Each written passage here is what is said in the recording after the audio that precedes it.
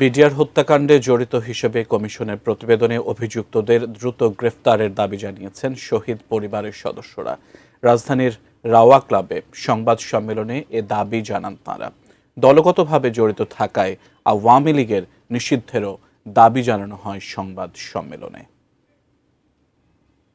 2009 সালে ঘটে পিলখানা হত্যাকাণ্ড।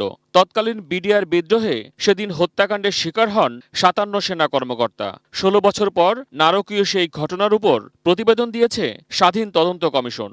তদন্ত কমিশনের প্রতিবেদন নিয়ে আনুষ্ঠানিক প্রতিক্রিয়া জানালেন শহীদ সেনা কর্মকর্তাদের পরিবারের সদস্যরা। সোমবার রাজধানীর রাওয়া ক্লাবে সংবাদ সম্মেলনে তারা প্রতিবেদন নিয়ে সন্তুষ্টি জানান। যত দ্রুত সম্ভব সকল ব্যক্তিবর্গ, সামরিক এবং বেসামরিক সকলকে যেন অ্যারেস্ট ওয়ারেন্ট জারি করা হয় এবং তাদের যেন অ্যারেস্ট হয়। যত দিন যাবে যদি কিনা রিপোর্টটা পাবলিক না হয়, আমরা আশঙ্কা করি যে যেই সমস্ত মানুষের নাম এসছে তারা ধরাছোঁয়ার বাইরে চলে যাবে।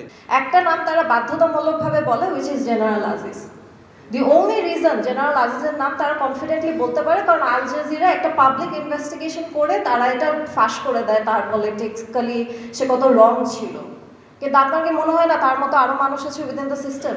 পিলখানা হত্যাকাণ্ডের সঙ্গে সরাসরি আওয়ামী লীগ জড়িত থাকায় দলটির বিরুদ্ধে ব্যবস্থা নেওয়ার দাবি জানানো হয় সংবাদ সম্মেলনে। অ্যান্টিব্যাকটেরিয়াল অ্যাডিটিভ যুক্ত সেরা ওয়াটার ট্যাঙ্ক বিশুদ্ধ পানিতে ব্যাকটেরিয়া জন্মাতে দেয় না।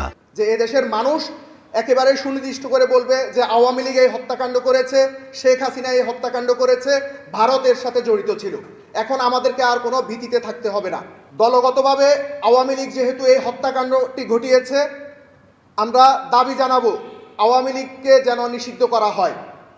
এটি আওয়ামী লীগের জুলাইয়ের আগে এই দেশের সবচেয়ে বড় অপরাধ। বিডিআর হত্যাকাণ্ড শেখ হাসিনা ভারতের স্বার্থে আর নিজের ক্ষমতায় টিকার স্বার্থে এই জঘন্যতম হত্যাকাণ্ড বাস্তবায়ন করে। শুধু একটাই কারণ, একটাই মেসেজ, যে ভারত বিরোধী কোনো সেনাবাহিনী কর্মকর্তা যদি হয় তাহলে পিলখানার মতোই তাদের অবস্থান হবে। সংবাদ সম্মেলনে দাবি করা হয় বিচারের দাবিতে সোচ্চার থাকায় নিরাপত্তাহীনতায় শহীদ সেনা কর্মকর্তাদের পরিবারের সদস্যরা।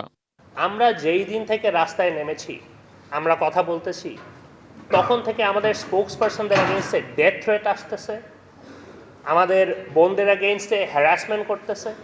একটা ফ্যাসিস্ট সরকারের পতন হয়ে যাওয়ার পরে আমরা তখন নিরাপদ বোধ করতাম না কথা বলতে, আমরা তখন ভয় পেতাম। এখনো আমরা ভয় পাচ্ছি। এটা খুবই দুঃখজনক একটা ব্যাপার। আপনারা দয়া করে আমাদের নিরাপত্তাটা নিশ্চিত করার জন্য যা করা প্রয়োজন আমরা হাত জোড় করে আপনাদের কাছে সেটি চাচ্ছি।